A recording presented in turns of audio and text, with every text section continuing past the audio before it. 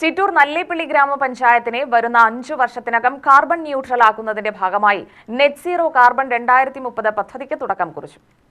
കാലാവസ്ഥാ സൗഹൃദവും ഉത്തരവാദിത്വമുള്ളതുമായ വികസന മാതൃകയിലേക്ക് നയിക്കുക, ഭാവി തലമുറകൾക്കും ഇതര ജീവജാലങ്ങൾക്കും ആരോഗ്യപരമായ പരിസ്ഥിതി സൃഷ്ടിക്കുക എന്നിവയാണ് പദ്ധതിയുടെ ദൗത്യം.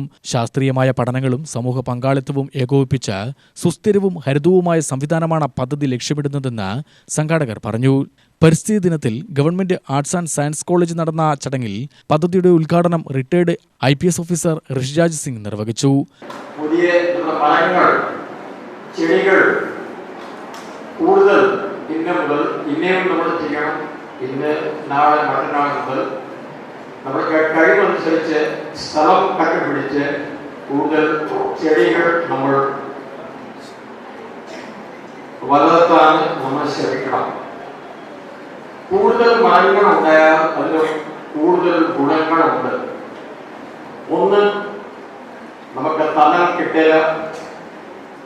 ഇപ്പോൾ നമ്മൾ പത്രത്തിൽ വായിച്ചു 45 ഡിഗ്രി ടെമ്പറേച്ചർ നമ്മുടെ പാലക്കാടിന് ഇപ്പോൾ കുറച്ച് ദിവസങ്ങൾ മുമ്പ് ദിവസേന ഉണ്ടായിരുന്നു.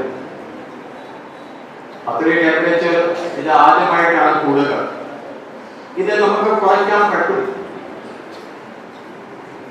ഒരു വീട്ടിൽ